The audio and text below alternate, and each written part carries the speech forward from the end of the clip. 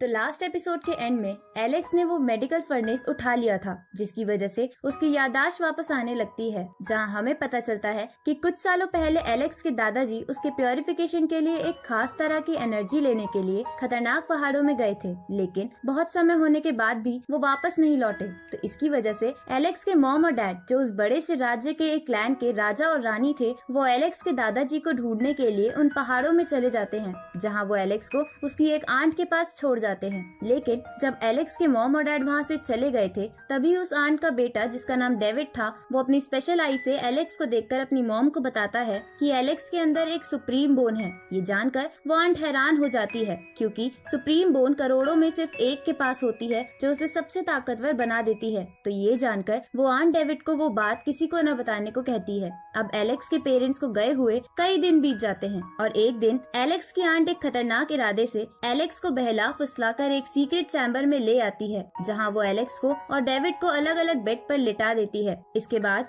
वो आंट अपने एक आदमी से एलेक्स को बांधकर उसकी सुप्रीम बोन निकालने को कहती है। तो वो आदमी एक नुकीले चाकू की मदद से एलेक्स की बॉडी में छेद करके उस सुप्रीम बोन को निकाल लेता है, लेकिन इसकी वजह से एलेक्स को बहुत दर्द होता है, क्योंकि उसे बेहोश तक नहीं किया गया था। इधर उन सबको ये करते हुए एक नैन्सी नाम की बच्ची देख लेती है, जो एलेक्स के परिवार की ही बच्ची थी, और अब वो घबराकर किसी को बुलाने वहाँ से चली जाती है। इधर वो आदमी सुप्रीम बोन निकालकर डेविड के अंदर डालने लगता है, क्योंकि वो आंट अपने बेटे को सबसे ताकतवर इंसान बनाना चाहती थी, ताकि उसका बेटा पूरे साम्राज्य पर राज करे। अब जब वो आदमी ऐसा कर ही रहा था, तभी वहाँ एलेक्स के नाना जी आ जाते हैं और उस आदमी को मारकर उस आंट का गला पकड़ लेते हैं। तो डेविड अपनी गर्दन पर चाकू रखकर कहता है कि मेरी मॉम को छोड़ दो, नहीं तो मैं खुद को भी मार लूंगा। ये देखकर वो गुस्से में दोनों को अपने सबसे बड़े पूर्वज के पास ले जाते हैं, जो सभी क्लैंस का फैसला करते थे, जहां वो उस आंट को जान से मारने की गुजारिश करते हैं। जिस पर डेविड के पिता, जिसका नाम लुइस था, जो एलेक्स के पिता का भाई भी था, वो कहता है कि अब तो वो बोन ट्रांसफर हो चुकी है, तो प्लीज आप ऐसा मत कीजिए। तो एलेक्स के नाना जी बोलते हैं कि कम से कम मेरे पोते की सुप्रीम बोन वापस कर दो।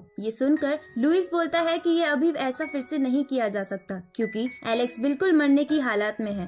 साथ ही वो सुप्रीम बोन निकालने की वजह से एक छोटा बच्चा भी बन चुका था। अब वो पूर्वज एक फैसला सुनाते हैं कि अगले 10 साल तक इस पर कोई डिस्कशन नहीं होगा, और 10 साल के बाद अगर एलेक्स जिंदा रहता है तो वो बोन एलेक्स को वापस दे दी जाएगी। आगे एलेक्स के नाना जी उसके डैड और मॉम को लेटर की मदद से वहाँ बुला लेते हैं। इधर लुइस अपनी सारी सेना को इकट्ठा करके नैन्सी को ढूंढ रहा था, क्योंकि नैन्सी के पास एलेक्स था और लुइस उसे मारना चाहता था, क्योंकि वो सुप्रीम बोन को अपने क्लैन के अंदर ही रखना चाहता था। साथ ही उसने एलेक्स के डैड की सेना को भी अपने उसमें शामिल कर लिया था। अब एलेक्स के डैड और मॉम के वहाँ पहुँचने पर नैन्सी उन्हें एलेक्स दे देती है, जो अब भी बहुत वीक था। साथ ही वो उन दोनों को सारी बात बता देती है। ये सुनकर एलेक्स के डैड बहुत ही ज्यादा गुस्सा हो जाते हैं और उन सबको जान से मारने का फैसला करते हैं। अब हम एपिसोड 1 की ओपनिंग सीन को देखते हैं, जहां एलेक्स के डैड, जिनका नाम जेसन था, वो एलेक्स को गोदी में लेकर सबको मारने के लिए आगे बढ़ रहे थे, पर वो सारी सेना उन्हें रोकने लगती है। पर जेसन उनमें से आधे से ज्यादा को एक ही झटके में खत्म कर देता है। ये देखकर लुइस उसे रुकने के लिए बोलता है, क्योंकि अब तो बोन ट्रांसफर हो गई थी, लेकिन जेसन इसके लिए नहीं मानता। तो लुइस उसे रोकने के लिए उससे लड़ने लगता है, लेकिन लुइस उसे नहीं रोक पाता। तो वो उस आंट को जेसन के हवाले कर देता है, जिससे गुस्सा होकर जेसन उसे जान से मार देता है। ये देखकर डेविड अपनी माँ की तरफ बढ़ता है, लेकिन जेसन उसको भी पकड़ लेता है। तभी वहाँ पर वो सबसे बड़े पूर्वज आ जाते हैं और उसे छोड़ने को कहते हैं, लेकिन जेसन इसके लिए नहीं मान रहा था, क्योंकि उसे बस अपना जस्टिस चाहिए था। तो ये जानकर वो पूर्वज गुस्से में डेविड की शक्तियाँ बहुत ज्यादा बढ़ा देते हैं और उसे उन दोनों पर अटैक करने को कहते हैं, लेकिन उस अटैक को जेसन अपनी ड्रैगन की पावर से रोकने लगता है। और इसी के साथ ये एपिसोड यहीं खत्म होता है। तो एपिसोड 8 की शुरुआत में एलेक्स शेन से पूछता है कि बाद में मेरे पेरेंट्स का क्या हुआ, जिसपे शेन बताता है कि वो दोनों उस अटैक से बचकर अपने पूर्वजों के घर यानी स्टोन विलेज में आ गए थे, जहां गार्ड लियो की स्पिरिट ने तुम्हें फिर से ठीक कर दिया था। लेकिन वो दोनों दोबारा कोई रिस्क नहीं लेना चाहते थे, क्योंकि लुइस की सेना अभी भी उनके पीछे थी, इसलिए वो तुम्हें मुझे देकर दूसरे पूर्वज के घर चले गए थे। ये सुनकर एलेक्स कहता है कि मुझे अभी अपने पेरेंट्स के पास जाना है। तो शेन बताता है कि वो जगह बहुत दूर दूर है, तुम वहाँ नहीं जा सकते। पर एलेक्स इसके लिए नहीं मानता। तो एलेक्स की भावना को देखकर शेन भी उसके लिए मान जाते हैं, लेकिन वो उसे एक चमकता पत्थर देते हैं और कहते हैं कि एक समय गॉड ल्यू और ये चमकता पत्थर आसमान से आए थे, जिस पर गॉड ल्यू की स्पिरिट एलेक्स को कहती है कि उस चमकदार पत्थर पर एक खास कल्टीवेशन टेक्निक है जिसे तुम आने वाले समय में सीख जाओगे। साथ ही वो कहती है कि भले ही तुम्हारे पास वो सुप्रीम बोन ना हो, लेकिन हमेशा याद रखना कि हर चीज का पुनर्जन्म होता है।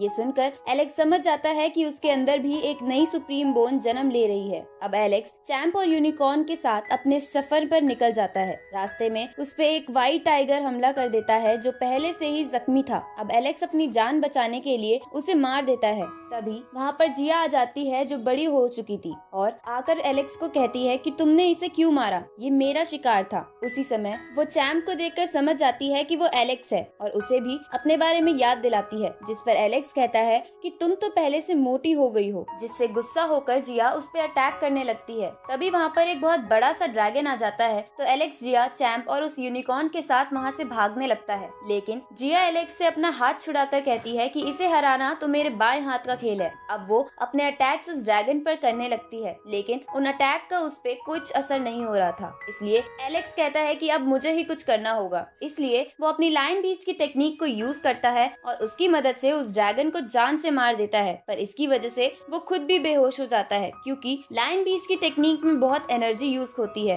अब थोड़ी देर बाद जब उसे होश आता है, जिया उसे एक अंडे के अंदर का लिक्विड पीने को कहती है, पर एलेक्स कहता है कि मैं ऐसे नहीं कर सकता, क्योंकि मैंने जायरो से वादा किया है कि मैं अंडा नहीं खाऊंगा। ये सुनकर जिया पूछती है कि ये जायरो कौन है, जिस पर एलेक्स उससे मजे लेने लगता है कि वो एक बहुत ही खूबसूरत चीज है। तो जिया जेलस में गुस्सा होने लगती है। तभी चैंप एलेक्स को बताता है कि जिया उसके लिए वो एग बड़ी मेहनत करके लाई है। ये जानकर एलेक्स उस एग को पीने लगता है, साथ ही वो जिया को भी मना लेता है। थोड़ी देर बाद हम चैंप और उस यूनिकॉर्न को खेलते हुए देखते हैं। तभी वो अंडे का शेल चमकने लगता है, जिसकी वजह से वो अंडे वाली बर्ड वहाँ आ जाती है और उन सब पर हमला कर देती है। तो एलेक्स उन सब के साथ वहाँ से भागने लगता है, जहाँ भागते भागते वो सब एक नदी में गिर जाते हैं और बहते हुए थोड़ी दूर आकर बेहोश हो जाते हैं। और इसी के साथ ये एपिसोड यहीं खत्म होता है। तो एपिसोड 9 की शुरुआत में एलेक्स होश आने पर उन सबको बाहर लाता है। तभी वहाँ हम एक लड़की को देखते हैं जो उन्हें देख रही थी, जिसका नाम ट्रेसी था। अब एलेक्स चैंप और खुद की शक्तियों की मदद से जिया को होश में लाता है। उठते ही जिया एलेक्स को चाटा मार देती है, क्योंकि एलेक्स ने अपने हाथ उसकी बॉडी पर रख रखे थे। साथ ही वो उसे ठरकी कहकर वहाँ से चली जाती है। अब अगली सुबह जब जिया अपने सेवक के साथ घर जा रही थी, तब उसे एलेक्स की याद आने लगती है और उसे अपनी गलती पर पछतावा होता है। साथ ही इधर एलेक्स को भी जिया की याद आ रही थी, लेकिन वो उस पर ध्यान ना देते हुए आगे बढ़ने लगता है। तभी उस पे ट्रेसी और उसकी साथी हमला कर देती है, लेकिन एलेक्स उन सबसे जीत जाता है और उनसे हमला करने की वजह पूछता है, जिस पर ट्रेसी बताती है कि हम तुम्हें नुकसान नहीं पहुंचाना चाहते थे और बस तुम्हारी स्किल्स चेक कर रहे थे, क्योंकि वो सब एक खास तरह का ग्रुप चलाते हैं जो अच्छे अच्छे लोगों को अपने ग्रुप में शामिल करते हैं। लेकिन एलेक्स कहता है कि मैं आपके ग्रुप में नहीं शामिल हो सकता, क्योंकि मुझे कहीं जाना है। इसके बाद एलेक्स आगे बढ़ जाता है, जहाँ थोड़े समय बाद वो दूसरे पूर्वज की जगह पहुँच जाता है जो बिल्कुल खंडर की जैसी थी। इधर एलेक्स को एक लड़का दिखता है जिसका नाम रॉय था, जिसे दो लोग मिलकर परेशान कर रहे थे,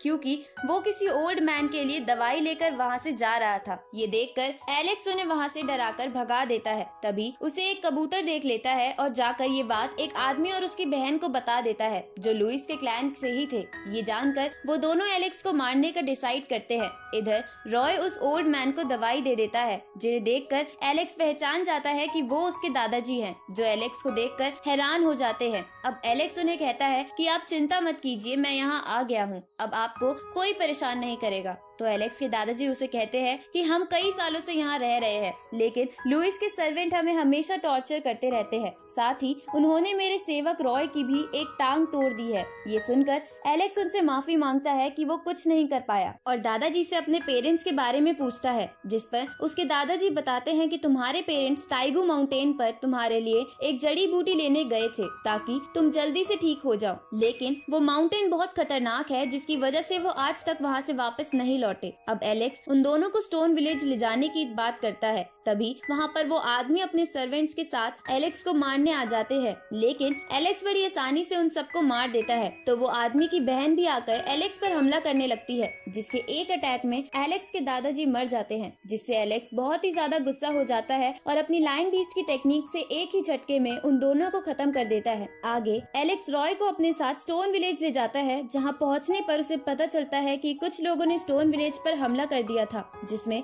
कई लोग घायल हो गए हैं। और इसी के साथ ये एपिसोड यहीं खत्म होता है। इस सीरीज के अगले एपिसोड जल्द ही इस चैनल पर आ जाएंगे, तो चैनल को सब्सक्राइब करना मत भूलना और नोटिफिकेशन बेल भी ऑन कर लेना, ताकि कोई भी वीडियो आपसे मिस ना हो। तो मिलते हैं आपसे अगली वीडियो में, तब तक के लिए गुड बाय।